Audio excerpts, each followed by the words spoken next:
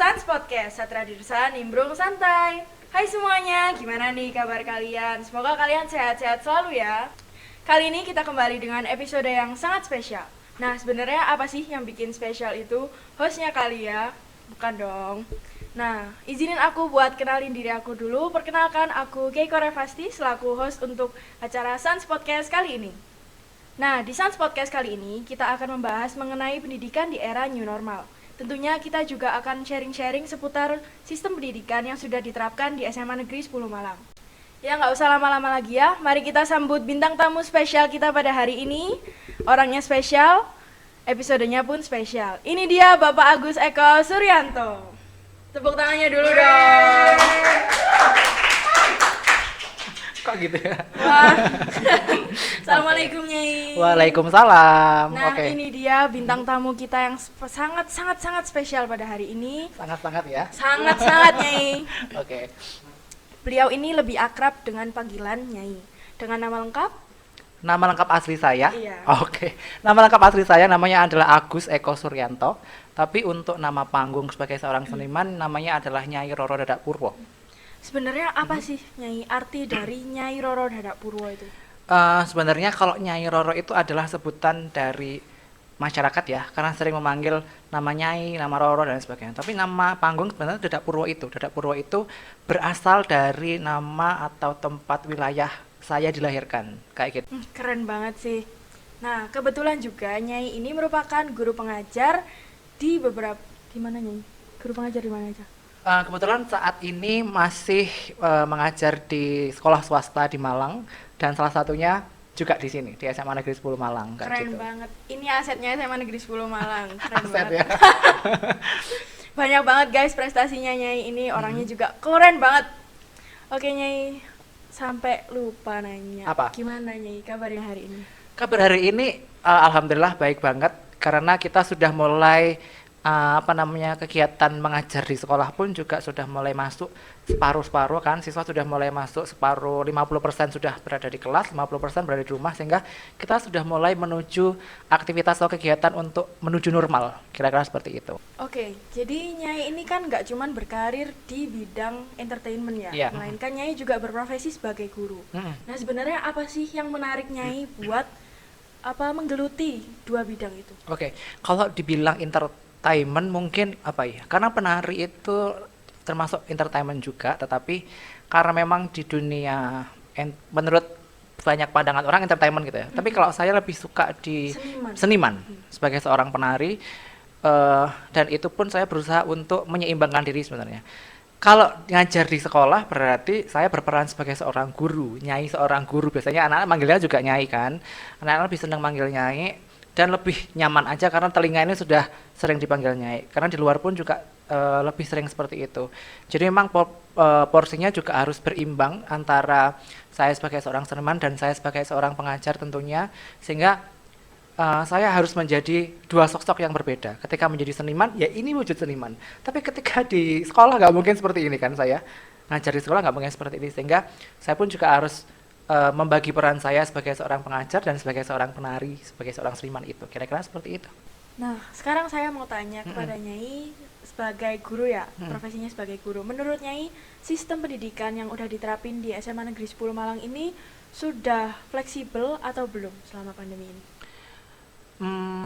Karena ini menuju normal, tentunya ada banyak kebijakan-kebijakan baru dari sekolah yang tentunya kita juga harus mematuhi banyak hal, terutama protokol kesehatan, terus kemudian juga ada beberapa keluh kesah wali murid terkait dengan mungkin kekhawatiran mereka. Akhirnya kita harus mengambil langkah apa sehingga sekolah juga mengambil kebijakan-kebijakan yang dimana juga karena ketakutan-ketakutan dari orang tua wali murid ketika siswa masuk itu amat sangat besar sekali mungkin di awal-awal.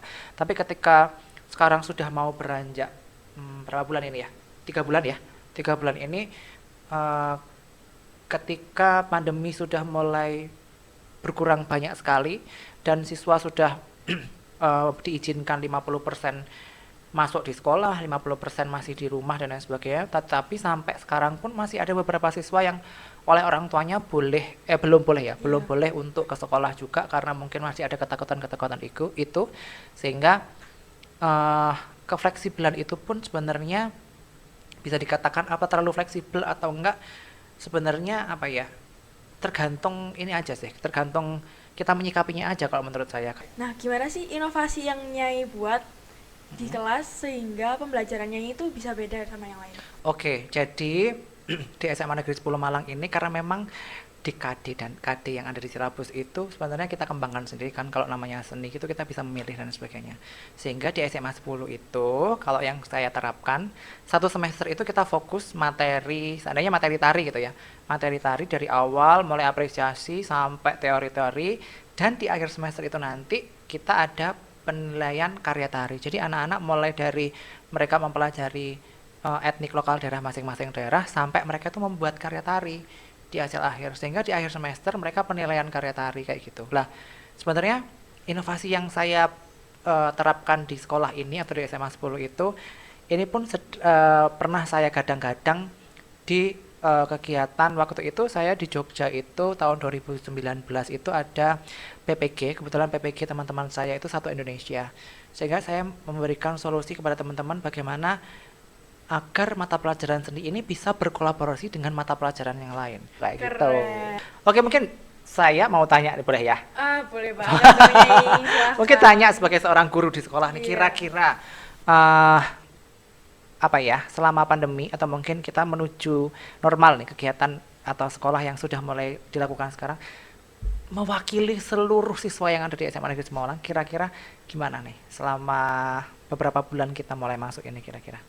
Mungkin kalau dilihat dari awal pandemi ya, mungkin ini mungkin ini tuh pengalaman yang baru buat semuanya dan nggak pernah ngerasain yang namanya sekolah daring. Mungkin lewat Zoom, Google Meet atau Google Classroom itu juga mungkin baru buat guru, juga baru buat siswa.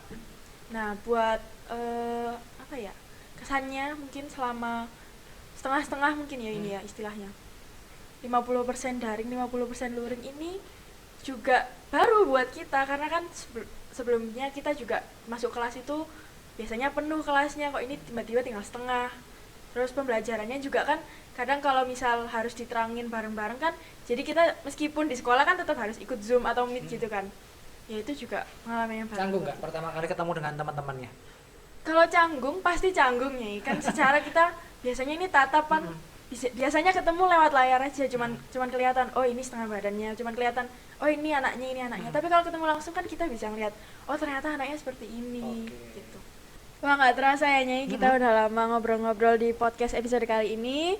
Terima kasih buat Nyai. Oke, sama-sama. Yang sudah menyampaikan banyak sekali pengalaman ya, juga sharing-sharing di podcast kali ini. Semoga bermanfaat untuk semuanya ya. Amin, semoga bermanfaat buat semuanya yang nonton podcast kali ini. Saya Keiko selaku host di Sans Podcast episode spesial kali ini bersama Nyai yang cakep dan keren. Pamit undur diri dan sampai jumpa di podcast selanjutnya. Bye bye and see you. Terima kasih. Annyeonghaseyo. Kamsahamnida.